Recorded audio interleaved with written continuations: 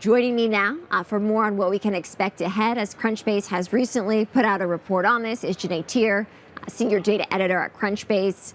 Janae, it's great to have you on the show today. We are going to be on the ground at HumanX, a major artificial intelligence conference in Las Vegas next week at the stock exchange. And what are you seeing is driving this AI interest among the startup community right now? Yeah. Well, right now, as you said, this most recent month funding was down. And I think that's largely to do with the broader economic market where, there's a lot more stock volatility. I think tech stocks recently have been down. And we've had a massive slowdown in tech IPOs in the last 3 years. And so this volatility is not helping. A lot of people were expecting earlier last year that the public markets would come back for tech stocks. And now a lot of people are saying, let's put that off into 2025. What are some of the numbers or data that you can share with us, Janae, about this trend? Yeah.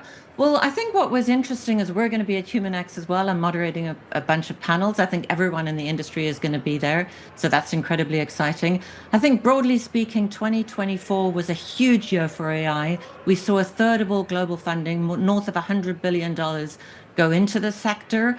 Massively up over 2023. Obviously, GPT launched in 2022.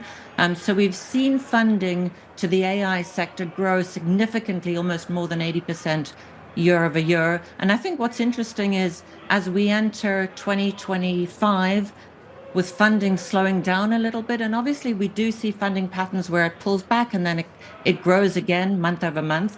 So a slower funding month is not necessarily tells you what's going to happen this year, but I think it does indicate some of that nervousness, specifically around access and liquidity for the venture market.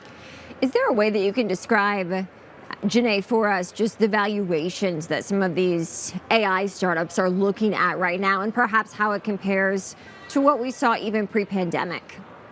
Yeah, I think the valuations are incredibly high for a lot of these startups. So we've seen leading up until the end of the year, we saw some of the highest valuations and some of those companies move to the top of the unicorn board. So certainly within the AI sector, there doesn't seem to be any limit on how high these companies can be valued.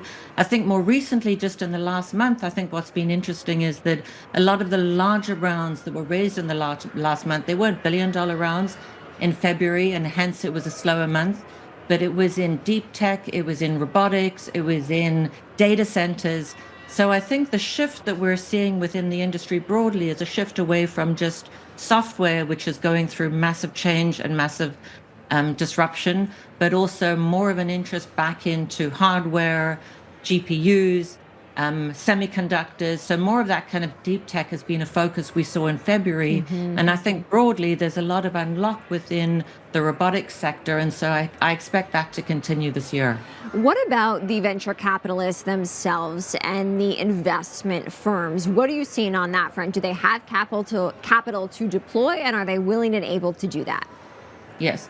So there is lots of capital within the market. I think in 2022, 2023, venture capital firms, especially the larger ones, went on to raise huge funds. I think 2024 for venture capital raising was a little slower, but what we're seeing is they have lots of dry powder. They're being more cautious about where they're investing. They're taking a longer time to invest those dollars. So I think certainly as we hit up into 2025 and into 2026, if there isn't deployment of capital into these firms, I think we are going to see a slowing. But for now, there's a lot of dry powder, especially for the multi-stage big VC firms have a lot of capital on hand. And what are you seeing across the life cycle or stage of some of these startups when we look at early stage startups to later stage ones that could potentially see an IPO on the horizon? Yeah. I think we have a unicorn board, which is more than 1,500 companies who've been valued at over $1 billion. And many of those companies were preparing. Many companies went out in 2021. That was a boom year. And then many more companies beginning to prepare to go out in 2022 and 2023. So I think there is a large number of companies who are ready to go out. There has been disruption with AI, and some people have had to rethink what their business model is and whether they're able to grow into this market. So my expectation is even if the IPO markets are a little slower, I think the M&A markets are going to pick up this year definitely is what I'm hearing speaking to people. And I think that's because that we are seeing some of this newer wave of native AI companies who've launched in the market, who are seeing quite significant revenues with small teams. And I think for those companies, they're going to be thinking, are we going to build a significant company that will go public in the future?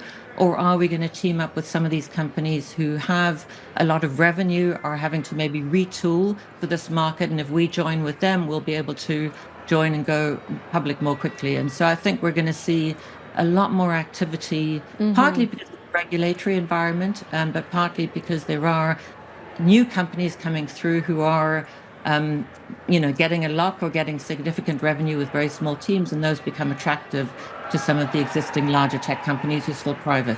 I do want to ask you, Janae, just about the market backdrop that we see. We've touched on it a bit throughout this particular segment, but there are growing concerns about the health of the economy. Consumer sentiment has really fallen in the past month or so. We see what's playing out with the job cuts, layoffs rising to their highest level since 2020, and the jobs report in early February out this morning, a little bit softer than expected, still solid growth, but not necessarily taking into account the latter part of February and early March when some of these job cuts happened. How does that impact this space?